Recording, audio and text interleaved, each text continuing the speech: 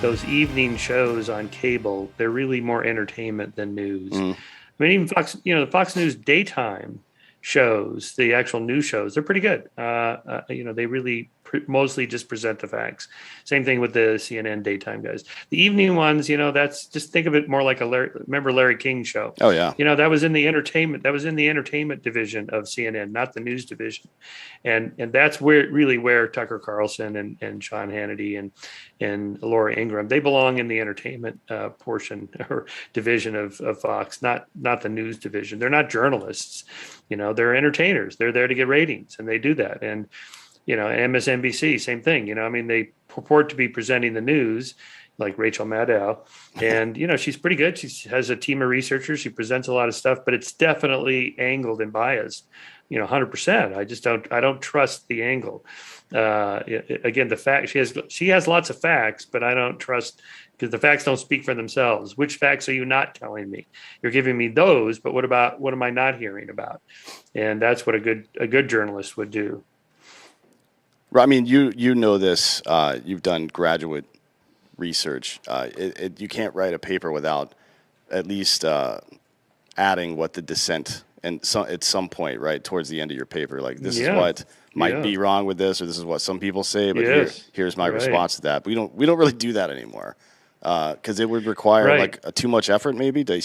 I think it's a distrust that the media and patrician class have and the common folk. Like they're not smart enough or intellectually sophisticated enough to absorb all the information and to make a decision. So they try to shield you from certain information or yell at you for believing certain information instead of just laying all the facts out on the table. Yes, exactly. Yeah, there is kind of a bigotry of low expectations amongst media people about the public, and I think that's wrong. I think people can evaluate evidence. We are pretty rational. We're more intelligent than producers think. It's a long time beef of mine. That these shows on aliens, ancient aliens, and all the ghost hunting shows, and they almost never present a skeptical perspective. Why? And it's because they're afraid that people don't want to know, or they'll be too dumb to evaluate two different ideas at the same time, or that the ratings are going to go down if we tell the truth about this particular claim, or if we present another side. That's not true. It's absolutely not true. It's the opposite of true. If you're not as I said before, if you don't steel man the other person's argument and then address it directly, then you don't really believe what you're saying, in my opinion. Yes, exactly. Right. Like this ancient alien shows, I just can't watch it anymore. It's, the topics are fun and interesting, but it's like, here we are on Easter Island and no one has any idea how these statues were carved. That's not true. And then they'll have one of the ancient alien guys on there. Could it be alien? Why don't you have someone like Joanne Van Tilburg at UCLA, who's been going to Easter Island every year for 40 years and has books about how the Easter Island statues were carved, how they were moved, and excavated there and so on. We do have an idea.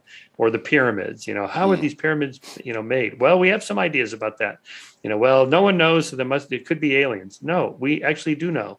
Isn't that kind of just the same thing that religion's been doing for a long time? Like anywhere there's a gap in our information, it's either you've got a phrase for it, something about it being magic. I can't remember exactly how it goes. Yeah, there's the God of the gaps argument. Yeah, wherever there's a gap, that's where we're going to put God into, and then the other one is mystery, therefore magic. Yeah, that's it's a mystery. I can't figure it out, therefore it's magic, or supernatural or paranormal. No, it's good to remember those are just words we use. Paranormal, supernatural, they don't exist. They're just words we use to fill in the gap of some mystery. And once the mystery gets explained, then it's no longer paranormal, supernatural. It's part of the natural world that we study, or it just goes away because there was nothing to explain.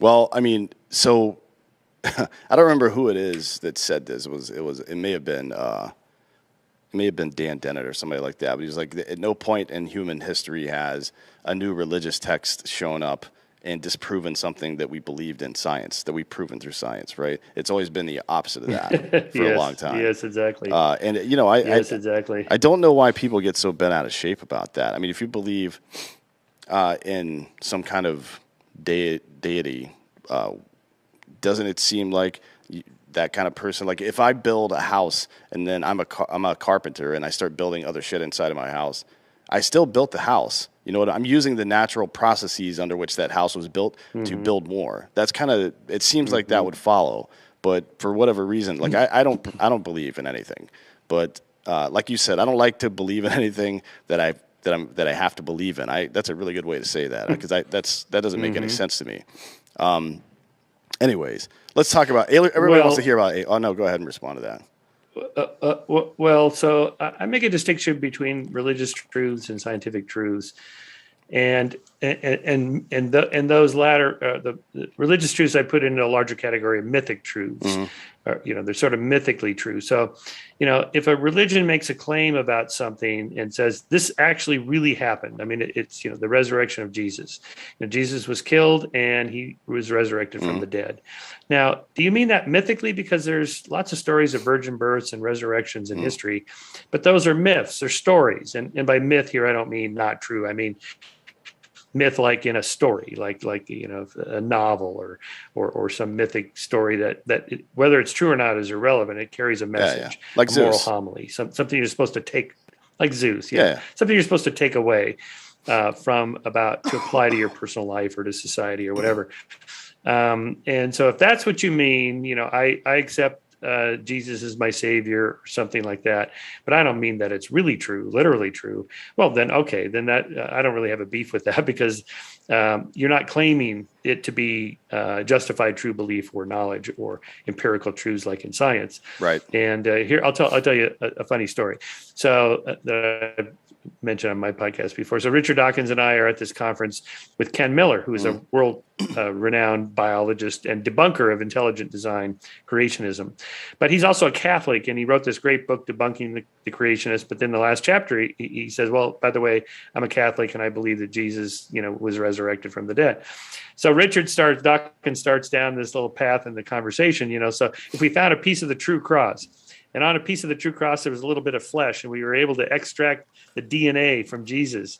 Since he was born of a virgin, he can't have, a regular DNA sequence like normal humans. He must be godlike, or must be something.